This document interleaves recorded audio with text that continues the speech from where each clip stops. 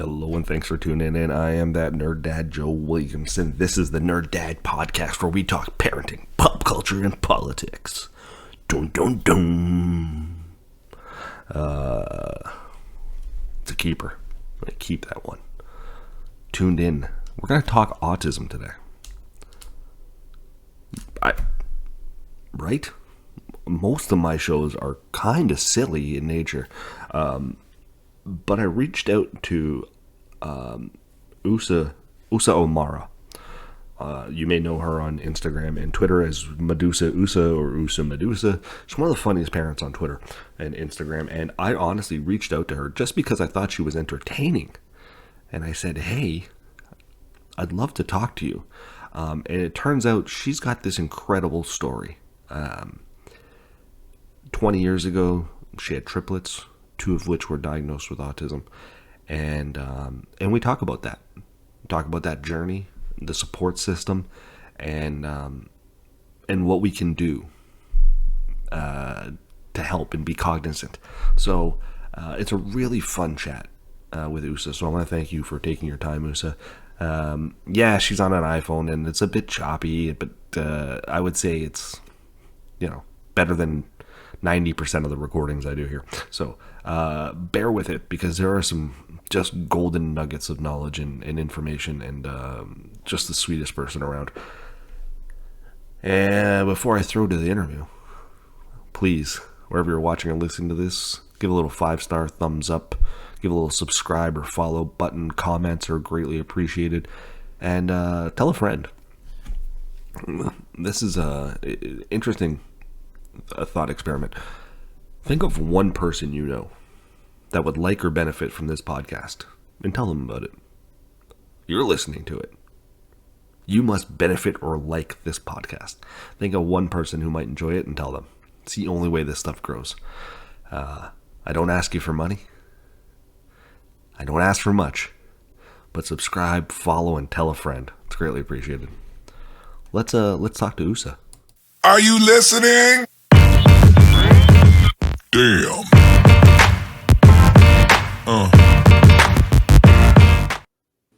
Thanks for tuning in, everyone. Today, my guest is Ousa Omara. Did I say it okay? Sure. She is Ousa Medusa on Instagram and Medusa Ousa on Twitter. She has quite the tale to tell. Not only is she one of the funniest people on social media, and that's proven by the fact that all the various publications, they like to pick her up as one of the funniest parents. They steal her material and use it for their own. But she served in the Navy. She was 32 when she had triplets, who are now 20. And 2 of them had autism diagnosis. Now, Ousa, thank you so much for being here today. Thanks for. And what I will say is, there's a puppy. And when I first reached out to you, I said, hey, would you like to record? And normally I get kind of a lot of back and forth. But you told me like your story in a very, very sweet kind of couple of paragraphs. And I want to share with everyone here the last 2 paragraphs because Connor and Rosie were 2 of your children who were given the autism diagnosis, and you wrote this. These days, my motivation is being as healthy as possible so I can live as long as possible because I can't imagine leaving her in a world without me to protect her. My Twitter is where I come to joke and laugh and relieve stress. My Instagram is where I share those jokes as well as a glimpse into life with autism, what autism looks like and what caring for someone else can be like. I feel like the more I show what autism can and does look like, the more understanding and acceptance others will have for all people on the spectrum. And that's a powerful sentence. And is that becoming kind of your moral compass? Has when they were young, it just dove right in with the diagnosis and their therapies, and it was just really easy to get lost there. And took me myself again. And every time I thought I knew something, they showed me I did. So yeah, it's just, I just try to take their lead and go with it. What was some of the early on stressors? Oh gosh. I think it was mostly I felt something was up, and I remember going to the pediatrician, voicing my concerns, and honestly, our first one says with autism, and they don't have it. And so I was like, oh, cool, and this is great. And yeah, they're multiples. They have their own language. This happens all the time.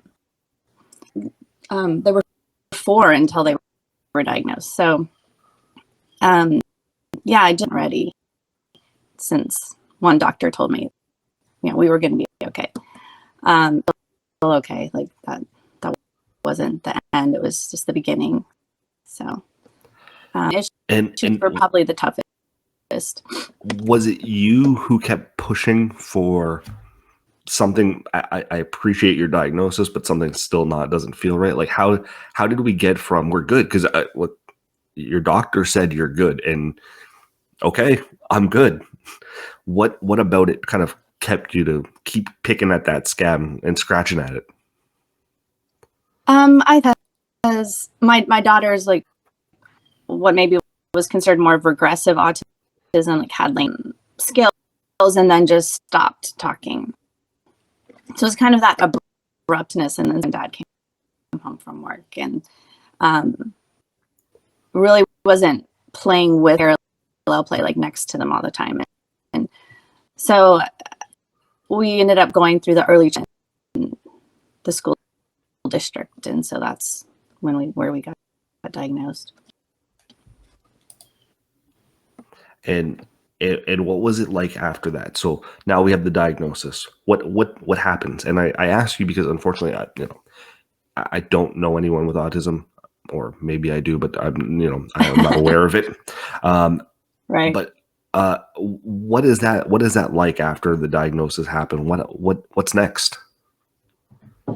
So then, at home, I originally thought I'd go back to work, but 3 babies changed my mind. I just dove right in, like autism was my job. So just all the research. Like I said, there's so many therapies and diets and different things. I just went hardcore. But that's my personality. I'm all in or all out. I don't know how to do it. So there's just a lot of trial and error, finding what worked for us, what helped them. But it made life more about that, this rat race. And so I think just kind of pulling back and remember to enjoy life. There's still that want to have fun and do kid things. It took me a while to get back. Yeah. I guess it's the parental instinct of wanting to protect.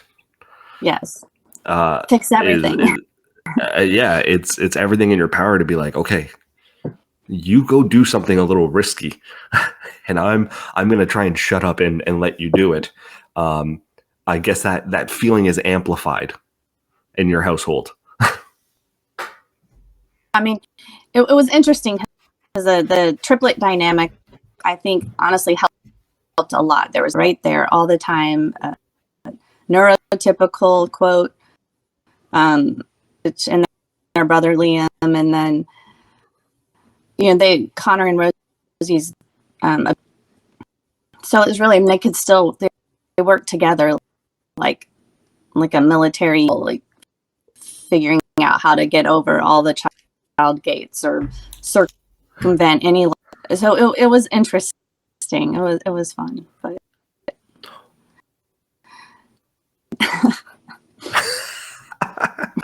Well, it's funny too because like when I after reading your kind of your story, I said to you, I'm like, one of those things is is what somebody would say is their life. You know what I mean? Like they would say they're military, and that's their life.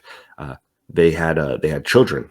That's their life. You had triplets, right? Like that's their life. One one child with autism would be enough. Like any of these things would be enough to write a book about. And you've had multiples, pardon the the triplet pun, couldn't resist, all simultaneously. How has your support structure helped you get through this, or have you shouldered the burden yourself? Oh no, my parents, first of all, like my dad, I miss him. He just felt so differently, and he was just a great analyst and with great advice. He was a military colonel pilot, but then his degree was in psychiatry. He is new Wow. to say, but when I was pregnant, he said we were in Indianapolis at the time. He drove up there, and he was there the last month of my pregnancy, for the first month of her life, and just there's no way 35 weeks, and we never would have made it that far without him. He's the one night he was like, none of this waking up all the time, you can't do it, and he just got up in the midnight feedings until he weaned him off, and they slept through the night by the time he had come back to Texas. No, but when we got the diagnosis, and I said, I think I want to eliminate some seeing these behaviors, and removing weed and dairy are supposed to help with this. And oh, they'll be fine, or oh, this. It was just always whatever you want to do. And supporters, it's hard when your child, my daughter, she's still hard to find someone that you trust to leave them with when they can't tell you if something happens. My parents have been great with that. My mom, she just turned 1. Still strong as ever. My daughter went over there right now and do something quietly or go to grandma's, and she walked across the street to grandma. So I wouldn't be here without them. That's amazing. You get your eye on the door. What are we expecting? Well, when I say her, that it's habit with her. It was for so long, deadbolts on all the doors that my neck to all the time, because she would leave and go, and any lock. So that was the only way we could keep the house secure. And so that maybe that's a habit. I just thought of her and had to look at the door. You're like, I saw that, like, oh, okay, something's going on. Look, when people are home based, you never know what you're going to find. With regards to Rosie not being nonverbal, is that you said that's fair, nonverbal? Yes, and that's what I've always said. But I've learned from divergent people, which I really enjoy speaking with, because it helps me from people who are like her but that can speak, is that they prefer non-speaking over nonverbal. Okay. She does have the ability to say words, and she will sometimes. So, all right. No, so non-speaking. So how does she communicate with you to let you know what she likes, what she doesn't like? Because at the beginning of our conversation, you said, I kind of take my lead from them. And that struck me as, that's really good parenting.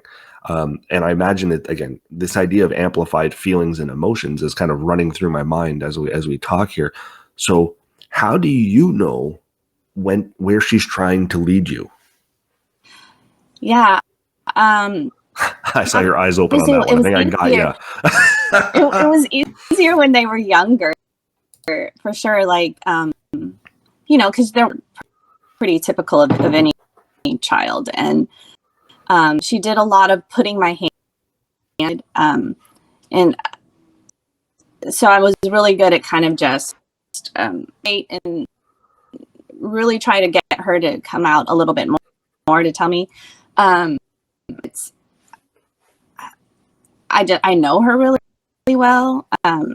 She does, if I wait her out when I know what she wants and just wait for her to try to say it, and I just remind her, I'm like, someday I won't be here, or you'll be with someone else and not your mom. I know what you want because I'm your mom, but you need to find a way to say it. And a speech, and we're working on speech history on the computer. It's pretty sophisticated, and it seems like someone who. So we've kind of working on trying to type things out, and that's what we're working on. We have had a year I've struggled with what she's thinking. We've had some crying kind of reason, and I think it's all just emotional. Her brothers are off to college, and they have prom, and they're doing the things, and of course she wants to do the things, and she wants to. I see her look at boys, and I know she wants to fall in love, and that's just all really frustrating. And I think it comes out with tears because she's that. So the communication's hard right now with bigger emotions and big. Yeah, and not being able to express yourself. I think Yes. it's a relatable feeling. I mean, we've all, whether you're a parent or not, we have been overwhelmed by the things that are impacting our lives and not being able to do anything about it. And I mean, who amongst us hasn't sat on the edge of the bed, just cried for a little bit because you're just like, Jesus Christ, I can't do anything. It feels like everything's happening to me. So it's an understandable feeling.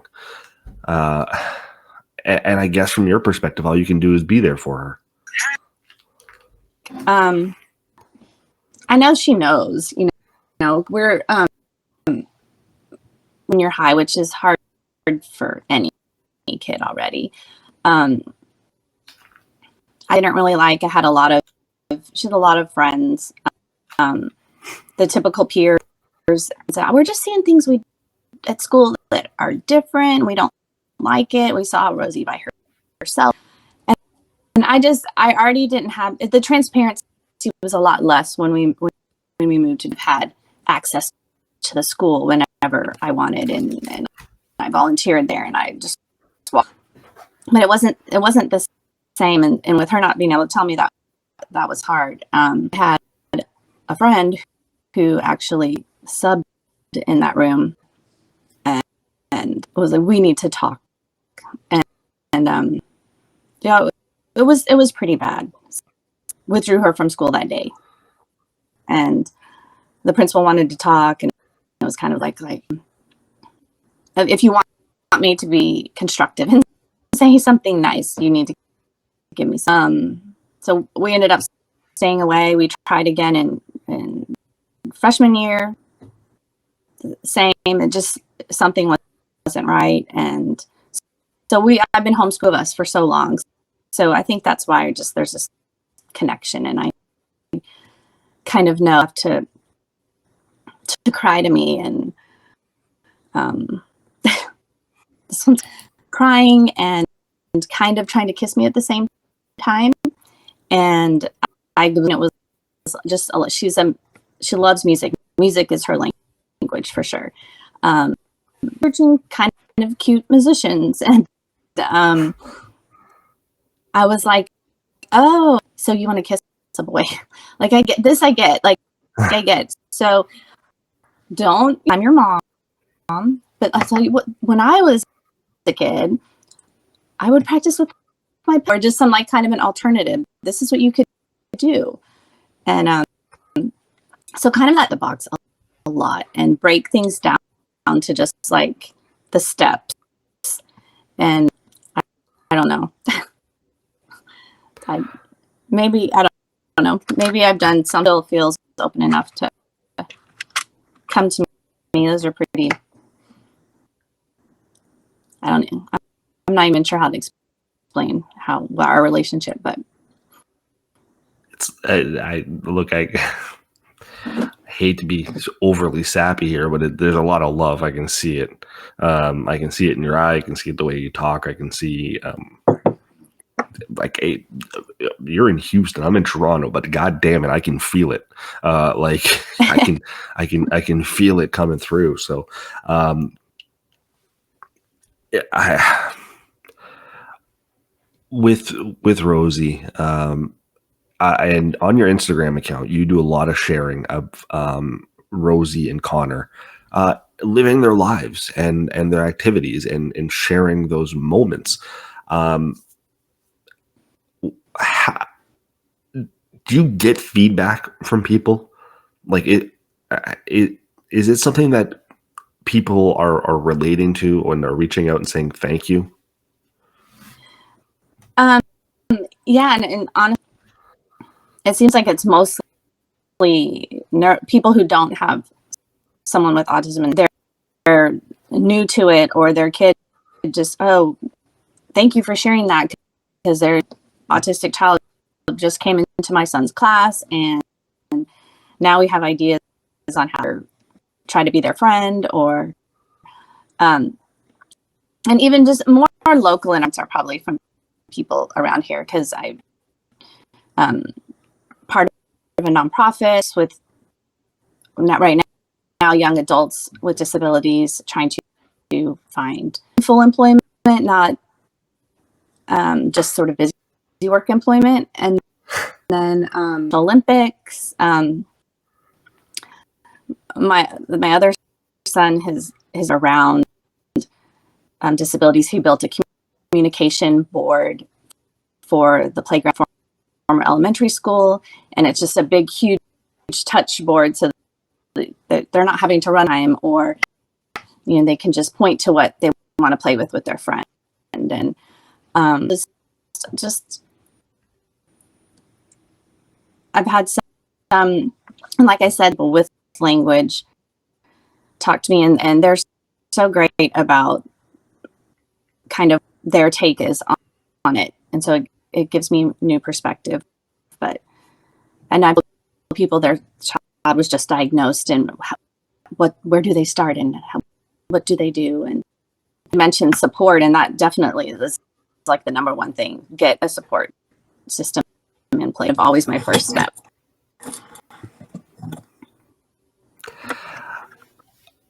What I'm hearing is it's about accessibility, and a customized approach to the child and what they need. And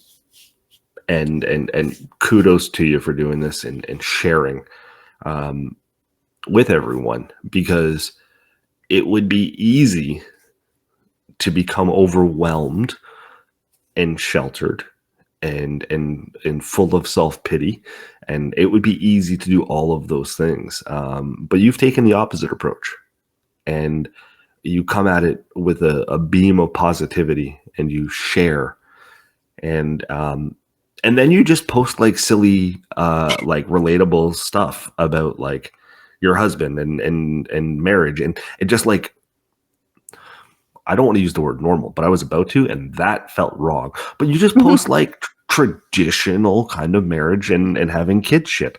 So it's a breath of fresh air, and I have greatly appreciated talking to you today. Oh, thanks. Me too. Now, but he is great, and like the statistics of parents, and then parents with kids with disabilities that end in it. It's just staggering. And we talked about that early on, and I feel like Steve and I were just, Steve is his name. Oh, if that's what everyone else does, that's definitely not what we're doing, just because. So, yeah, he's been working from home since the Rona, and